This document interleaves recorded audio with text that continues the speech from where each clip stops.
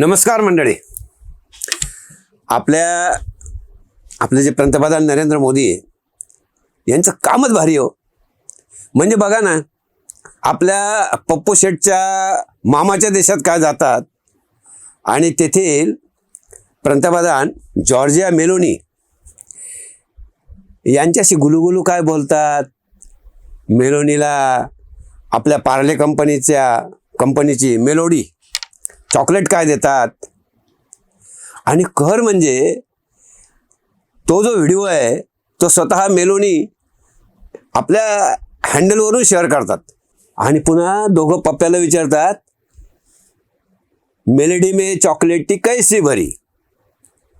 पप्पूच्या बुडाला आग का लागू नये. बरं, त्याला आग लागताच अख्ख्या काँग्रेस वक्ते प्रवक्ते यांचा पार्श्वभाग गरम का होऊ नये. सांगा ना हो, तुम्हीच सांगा ना. म्हणजे गाव पप्प्याच्या मामाचं आणि याच्या नाही काय कामाचं. त्या बिचाऱ्याने कुठं कुठे भटकावं लागतो. तर नमस्कार मंडळी, मी राजेंद्र शहापूरकर आणि आपण पाहत आहात बुलंद निर्भीड आवाज जनतेचा.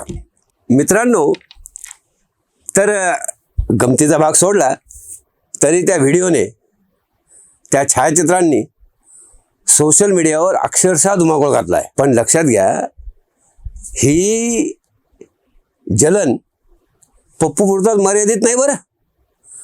अनेक पदर आहे त्याला सुद्धा. म्हणजे मोदी आणि मेलोनी दोघेही तसे उजव्या विचारसरणीचे, स्पष्ट वक्ते आणि राष्ट्रप्रथम भावना जपणारे. आणि मेलोनी मॅम तर वेगळंच रसायन आहे. जराशी हट्टी, तितकीच बिनधास्त. आणि मोदीसारख्या वयाने ज्येष्ठ असलेल्या नेत्याला सुद्धा माय फ्रेंड, माझा मित्र असं म्हणणारी, म्हणजे मोकळ्या स्वभावाची हो. बरं, दोघांना हे माहीत आहे की त्यांच्यातील हा रॅपो जो आहे तो दोन्ही देशातील त्यांच्या राजकीय विरोधकांबरोबरच चीन, अमेरिका आणि युरोपला सुद्धा खिजवणारा, जळवणारा, चिडवणारा असा आहे. खरं तर दोन देशातील राष्ट्रप्रमुखांमधील परस्पर रेपोमुळे त्या दोन देशातील संबंध अधिक बळकट होतात. म्हणजे आपले राजीव गांधी आणि बेनझीर भुट्टो यांच्यातील पर्सनल रेपोबद्दलही त्यावेळी फार बोललं जायचं. म्हणजे भारत पाक संबंध आता खूप सुरळीत होतील असंही त्यावेळी लोक म्हणत होते. तसं पाहिलं तर इटाली आणि भारत यांच्यातील संबंध यापूर्वी अजिबात चांगले नव्हते. म्हणजे इटालियन गार्ड प्रकरण हे माहीतच असेल तुम्हाला. तर संबंध खूप ताणलेले होते. त्याला एक सोनिया गांधींचाही अँगल होताच. मेलोडी प्रकरणानंतर जॉर्जिया मेलोनीबद्दल थोडीफार माहिती मिळवली, म्हणजे शोधण्याचा प्रयत्न केला. तर ही काही साधीसुधी बाई नाही बरं. जॉर्जिया मेलोनीचा जन्म 15 जानेवारी 1977चा रोममधला. आई लेखिका आणि वडील टॅक्स सल्लागार होते. जॉर्जिया खूप लहान असतानाच वडील घर सोडून निघून गेले. रोममधील गारबाटेल या मध्यमवर्गीय कामगार लोकांच्या परिसरात लहान घर, अरुंद रस्ते अशा अतिशय प्रतिकूल परिस्थितीत ती लहानची मोठी झाली. म्हणजे अवघ्या 15 वर्षाची असताना ती उजव्या विचाराच्या युवक संघटनांमध्ये सहभागी झाली. 1998 मध्ये ती रोम प्रांताच्या परिषदेत विजयी झाली, पहिल्यांदा निवडून आली. तिचं वय होतं 21 वर्ष. पुढे हळूहळू ती सरकत राष्ट्रीय राजकारणात पोहोचली. 2006 मध्ये ती इटलीच्या संसदेपर्यंत पोहोचली. 2 वर्षांनी सिल्विओ यांच्या सरकारमध्ये युवा मंत्री बनली. त्यावेळी इटलीच्या इतिहासातल्या म्हणजे सर्वात तरुण मंत्री ती होती. म्हणजे ती फक्त टी व्हीवर चांगली दिसणारी महिला नव्हती बरं, कधीच. ती आक्रमक होती, पहिल्यापासून आक्रमक होती.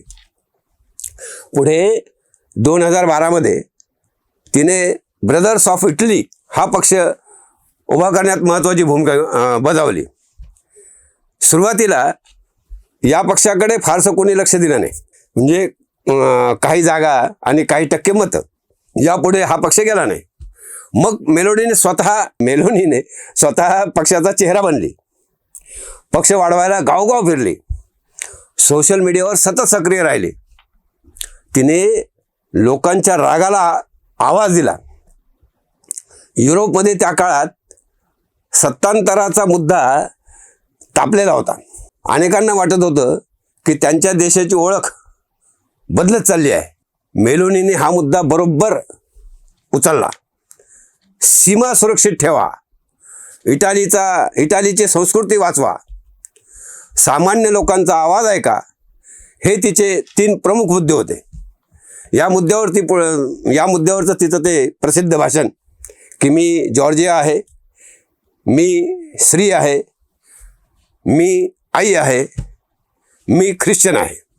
तिचं हे वाक्य इतकं व्हायरल झालं की त्यावर गाणी, रिमिक्स, मीम्स सगळं तयार झालं. मग त्यामागे जे सत्य होतं ते लोकांना जाणवत होतं. तिचं जे सत्य होतं लोकांना जाणवत होतं. तिचा खरेपणा लोकांना भावला होता. अखेर आत्ता 2022मध्ये ती इटालीची पहिली पंतप्रधान झाली. हा सगळा प्रवास इतका सोपा आणि सरळ नव्हता, आणि तसा आजही नाही म्हणा.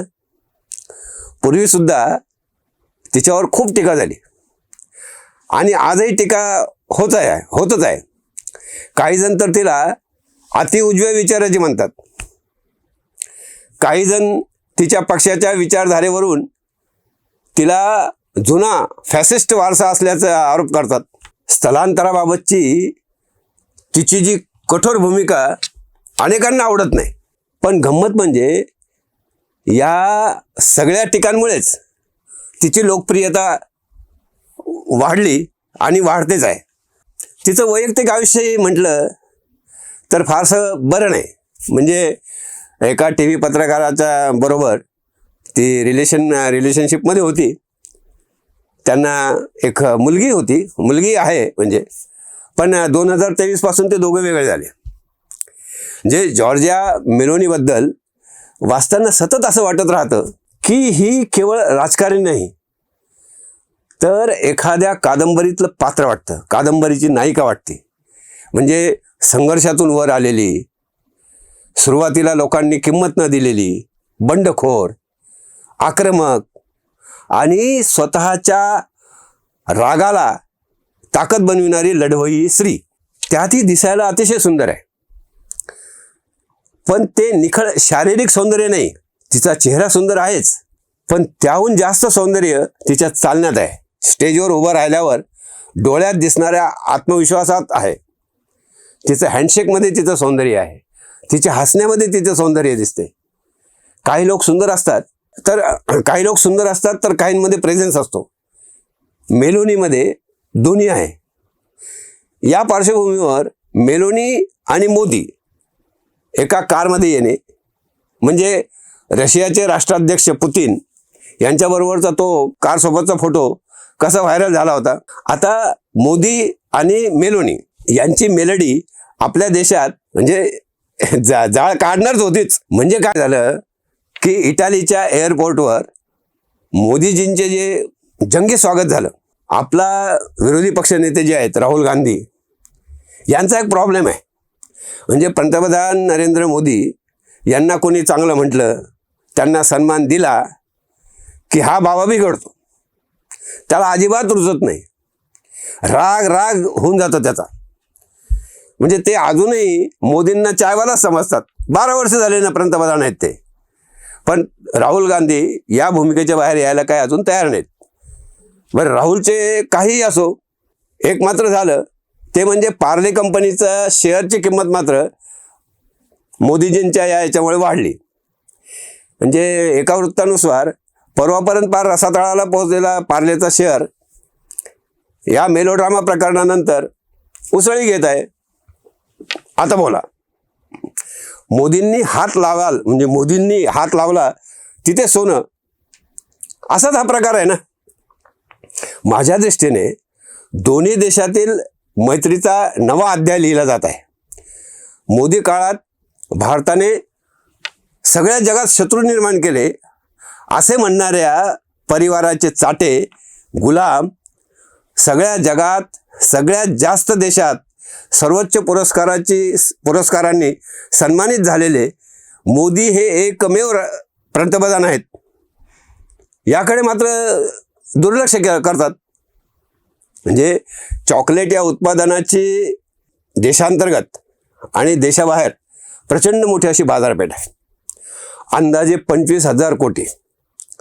अनेक देशी उत्पादक आपली दर्जेदार उत्पादने बाजारात आणत आहेत. दुर्दैवाने बहुराष्ट्रीय उत्पादकांच्या जाहिरातींना भुलून भारतीय लोकसुद्धा परदेशी ब्रँडची चॉकलेट पसंत करतात. देशांतर्गत बाजारपेठेत कॅडबरीसारख्या बहुराष्ट्रीय कंपन्यांचा हिस्सा 40% हो. या कंपन्या तुफान फायदा कमवतात आणि तो सगळा पैसा डॉलरमध्ये देशाबाहेर नेतात.